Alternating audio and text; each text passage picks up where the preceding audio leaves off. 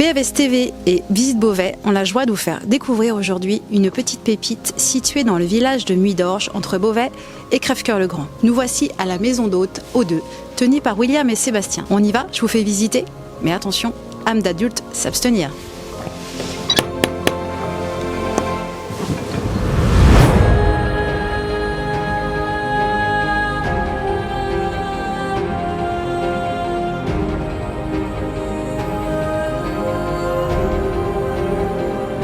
Bonjour William. Bonjour. Merci de nous accueillir chez toi. C'est un plaisir. Donc nous sommes à la maison d'hôte O2, tenue par William et Sébastien. Donc raconte-nous un petit peu l'histoire d'O2. C'est une longue histoire. Donc O2, c'était un coup du hasard en fait. On cherchait une maison désespérément autour de Paris et on a trouvé cet endroit qui était au début une ruine. Et 5 ans et demi après, on l'a transformé en un lieu pas comme les autres. Alors on va tout de suite aller voir le jardin puisqu'on rentre par le jardin. Alors nous voilà plongés dans le jardin tout de suite avec une musique d'ambiance. Raconte-nous un petit peu le concept plus en détail de O2. En fait, on a fait une maison d'hôte comme nous voulions qu'elle soit. On a fait beaucoup de maisons d'hôtes autour en France, on a visité des châteaux, des manoirs, etc. Et on voulait un concept un peu différent, un voyage hors du temps, comme un théâtre. Donc quand vous rentrez dans la maison d'hôte O2, et vous rentrez dans un décor, dans une scénographie avec le son, les couleurs, les saveurs. C'est vraiment une immersion totale, une immersion des sens. Et vous changez de monde, hors du temps, vous rentrez dans une histoire, on vous raconte des histoires. Et puis on essaye de faire parler l'enfant qui est en vous. C'est ça qui est important, qui est essentiel. Tout à fait. Et donc là, il y a 3 suites. Vous avez imaginé 3 suites avec 3 noms aussi liés au thème. Donc je te laisse nous les présenter. Alors oui, on a voulu 3 suites d'abord parce qu'on voulait beaucoup de volume. On voulait des très grands espaces, des chambres avec des salons de douche, avec des salons de lecture, et pouvoir s'exprimer à travers ces mêmes décors dont je parlais tout à l'heure. Et donc chaque suite est très différente, mais toujours avec cette approche coloriste. Moi je dis toujours ici qu'un caméléon il se suicide direct. Alors il y a la suite légende, la suite voltige et la suite première loge. Donc légende est autour des contes de fées, des histoires qu'on nous raconte quand on était enfant, mais des enfants de 212 ans. Hein. Voltige est plutôt circassien. Et première loge, là, vous êtes carrément dans la loge d'une artiste de théâtre. Très bien. On y va ? Tu nous montres ? Avec plaisir.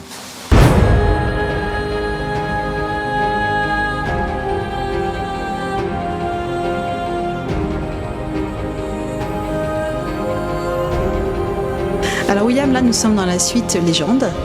C'est une de mes préférées parce qu'il y a toujours des petits détails qui rappellent nos histoires quand on était petit. Donc raconte-moi un petit peu l'histoire de cette citrouille. Par exemple, quand on est petit et quand on est grand.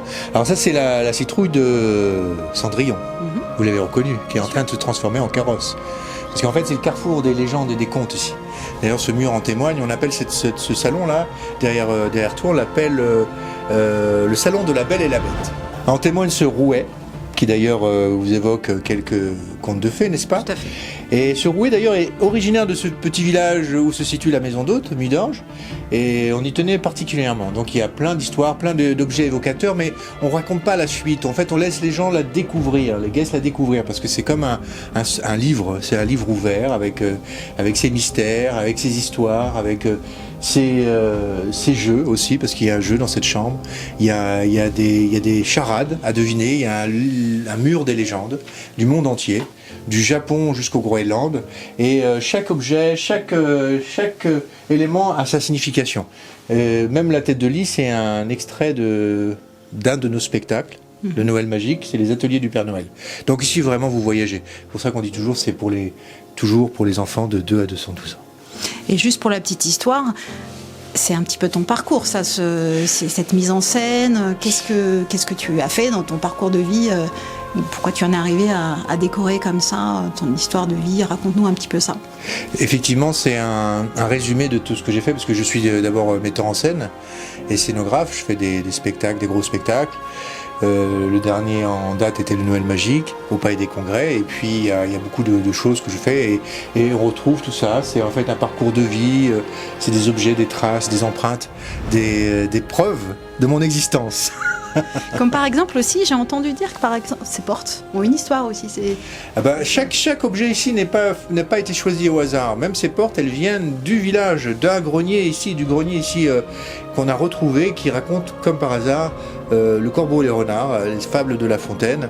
Là-bas, vous avez les fables de Perrault. Beaucoup de choses.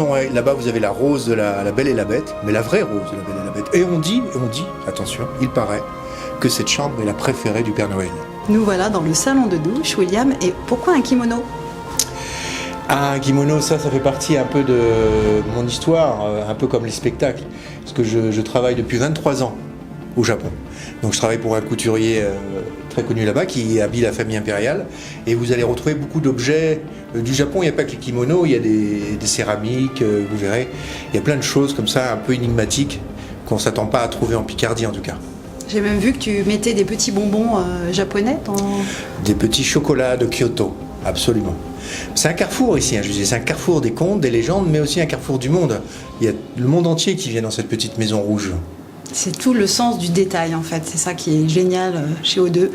On est toujours surpris par tous ces petits détails, cette petite attention que vous donnez à vos hôtes. Ben c'est ça, c'est capter l'attention justement. C'est enfin que les gens puissent se dévier de leur portable, de leurs soucis, de leurs montres et d'ouvrir les yeux, leurs sens, leurs oreilles et de pouvoir enfin voir les choses. Moi je vois ici des couples, des trentenaires par exemple qui sont par terre en train de jouer aux osselets ou lire un livre, et ça c'est génial plutôt que de taper sur un portable ou un mobile indéfiniment. Bien sûr, et vous remarquerez d'ailleurs qu'il n'y a pas de télévision dans les chambres. Oh, quelle horreur.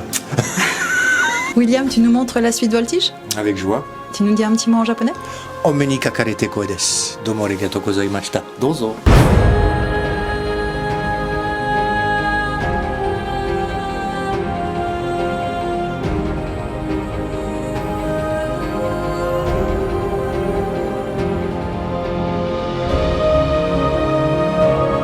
Donc William, là nous sommes dans la suite Voltige. Parle-nous un petit peu de ce thème et de cette décoration.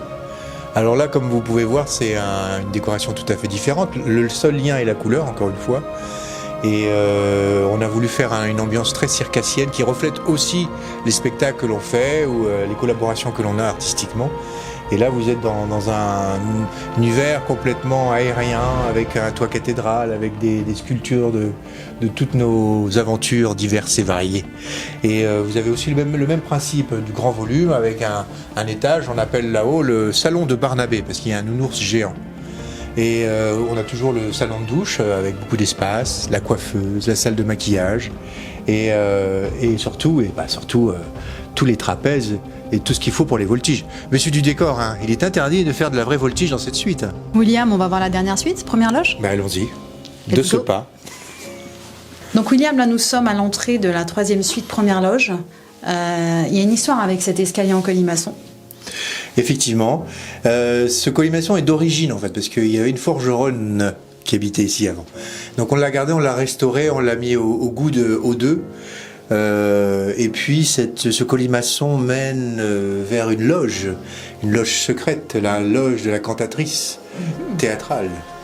Très bien, donc on va rester dans le mystère et on va vous laisser découvrir cette loge par vous-même. Nous ne vous montrerons pas la suite. Donc William, là nous sommes dans une nouvelle étape du voyage. Raconte-nous un petit peu cette pièce. C'est un peu une étape bleue. C'est une ancienne forge ici. L'origine de la maison. On a transformé en une étape népalaise, donc où tout n'est que ressourcement et sérénité. Donc là, tu mets en valeur le sens du toucher avec des massages. Tu proposes des massages par un professionnel. Et on fait des massages, séances de méditation, jacuzzi, dans un cadre un peu particulier. Même le spa Himalaya a été scénographié. On l'a construit comme un décor de théâtre, dans une véritable étape népalaise. Namasté. Namasté.